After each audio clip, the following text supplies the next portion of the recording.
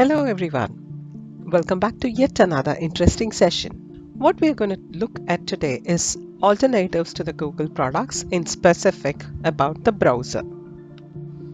For those of us who use a lot of browsing, Google Chrome is the default one. Is it not an awesome one with its wonderful search bar, as in the address bar, the password checking, the synchronization, the beautiful dark mode, unlimited tabs? It suggests you articles and yes, wonderful extensions, and yes, the list just goes on. Probably we should look at why not use Chrome browser. To start with, the example of the awesome Google address bar. Look at it. You search for the first few letters, it starts filling in with the various options.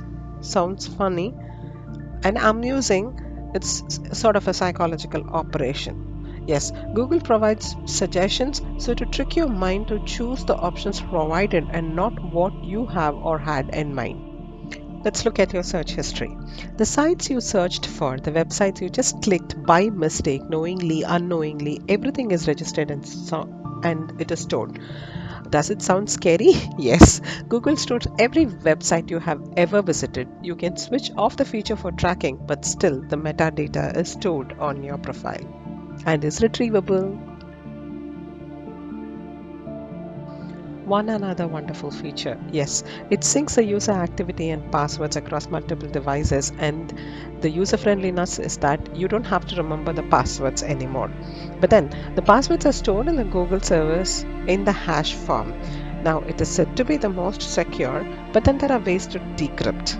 Now that means there is a pattern that is created on an individual based on the choice of the passwords created, and this would be like a gold mine for the hackers.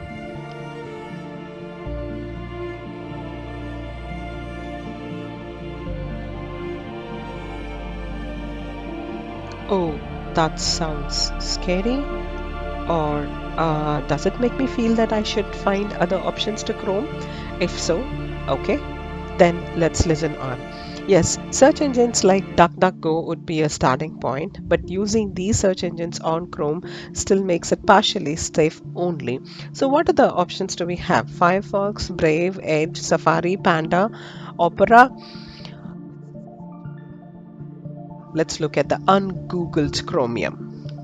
So what is this on Google Chromium? How is it different to the Chrome or the Edge that run on the variant of the Chromium browser? The name itself says that the Chromium was first developed as open source, and the likes of the Google and the Microsoft took pieces from it and built the current Google Chrome or the Edge browsers. The ungoogled Chromium has everything that the Chrome has, with the major difference being it does not allow for the creation or linking of the profile. So the data being collected by the Google would be completely anonymous and cannot be linked to any profile.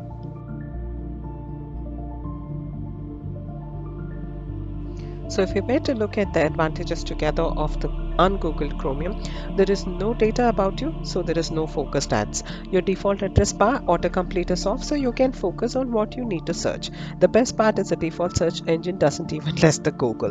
Most of it, the default setting of the browser includes disable functionality specific to the Google domains, as in the Google host detector, the Google URL tracker, the cloud messaging, or hot wording, etc. So again, this also includes safe browsing, in the sense you need to know the URL fully to perform any search.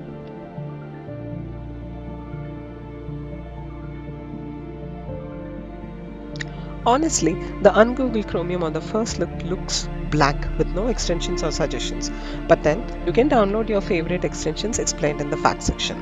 It has a list of flags and switches which are not available on the other variants of the Chromium, which can make your browsing even more secure.